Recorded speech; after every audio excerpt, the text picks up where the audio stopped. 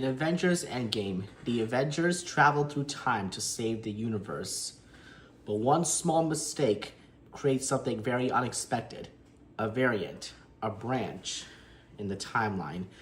And the one person that escaped wasn't just an ordinary person. It was the God of Mischief himself. That moment led to one of the most important projects in Marvel history. A series that introduced the multiverse, alternate realities, and a threat that would forever reshape the MCU forever.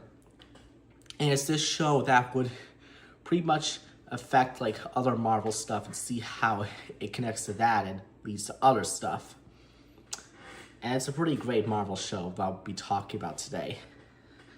What's going on, everybody? My name is Nate, and on this cinematic and fantastical 50th episode of the Road to Avengers Doomsday, we're taking a look at Loki Season 1, the Disney Plus series that took Marvel to a strange new territory and laid the foundation for the multiverse saga.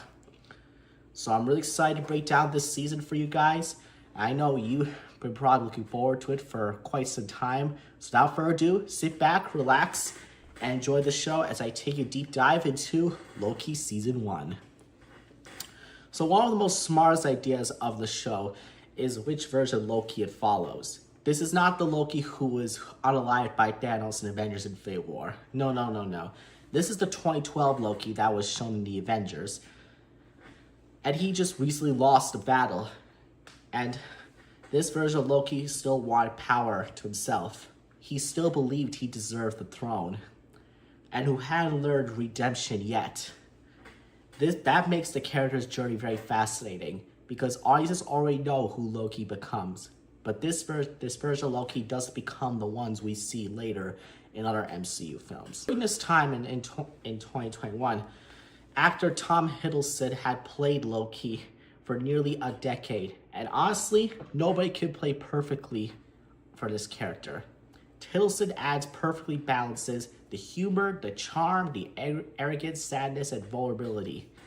Throughout the series, Loki's forced to confront uncomfortable truths about himself. Perhaps for the first time in his life, he has nowhere to hide, and Hiddleston delivers the strongest acting of his MCU career. Now, one of the show's biggest additions to the Marvel lore is the Time Variance Authority, or better known for short as the TVA. This organization exists outside the MCU itself and in time. Its mission, protect the sacred timeline. Anyone who creates a branch timeline becomes a variant, and variants are arrested by the TVA. It's a fascinating concept, and it's pretty fantastic in my opinion. The TVA feels like a mix of sci-fi, bulericancy, mystery, and dark comedy, and it really makes the MCU feel larger than ever before.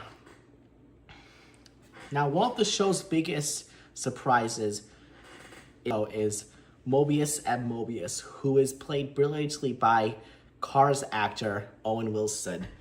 Now, Mobius is a TVA agent tasked with studying Loki, but instead of treated like a prisoner, he tries to understand him. The chemistry between Wilson and Hiddleston is fantastic. Their conversations becomes the same best scenes in the entire series.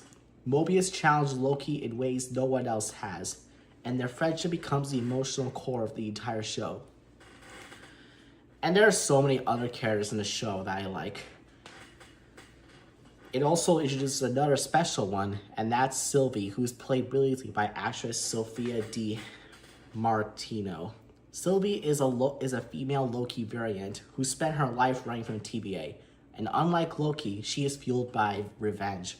Her story adds emotional depth to the series, and while expanding the idea of variants and alternate realities, the dynamic between Loki and Sylvie became one of the show's driving forces.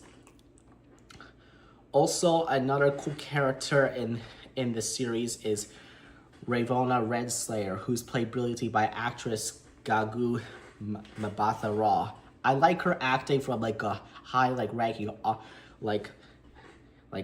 judge thing, and she does a pretty great acting in the show.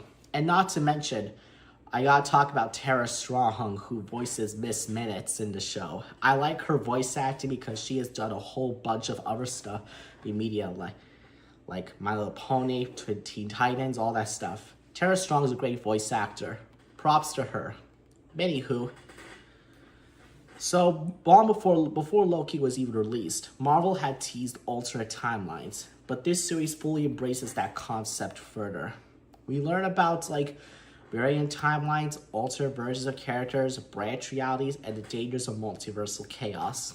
Suddenly, the MCU we knew is no longer just one timeline, but it's infinite. One thing can happen after the other. Like, for example, in reality, I may not be a YouTuber. I may be like a podcast person or someone who does video games for life. That's just the concept. And it's a game-changing idea how Marvel puts this out. Now, one of the things I love about Loki is its visual design. The TV has a retro futuristic look that feels completely unique in the MCU. Nothing else looks like it.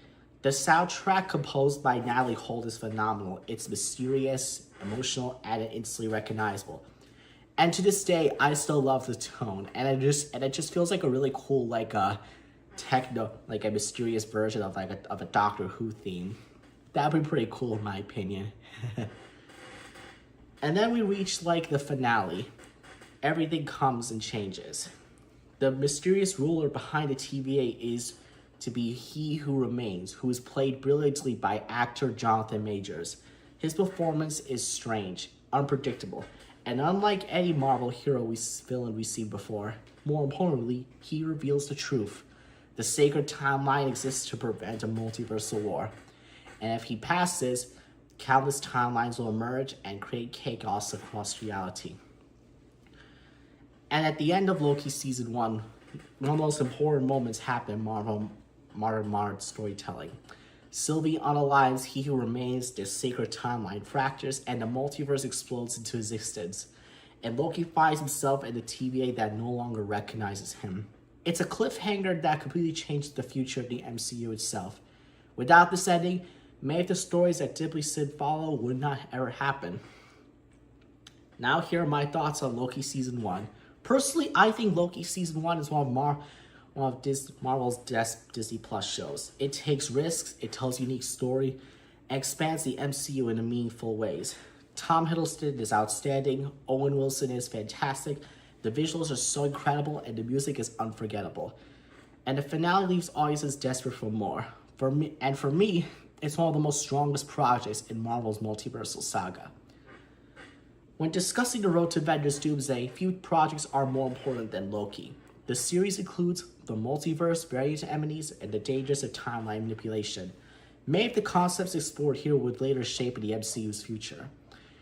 The ripple effects of Loki's actions can be still felt throughout the MCU.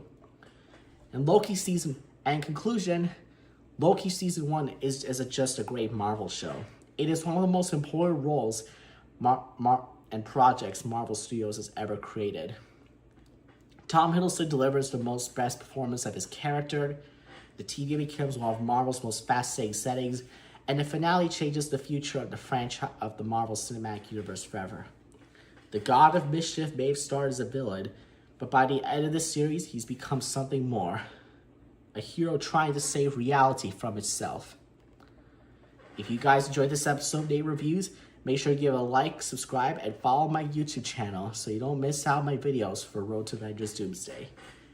And let me know down in the comments, where do you rank Loki Season 1 of all the Marvel Disney Plus shows? Anywho's, thanks for watching. Remember, my videos are just my thoughts on the movies and TV shows I watch, so hopefully you guys understand. And yeah, I'll see you in the next video. Have a good day. Be good people.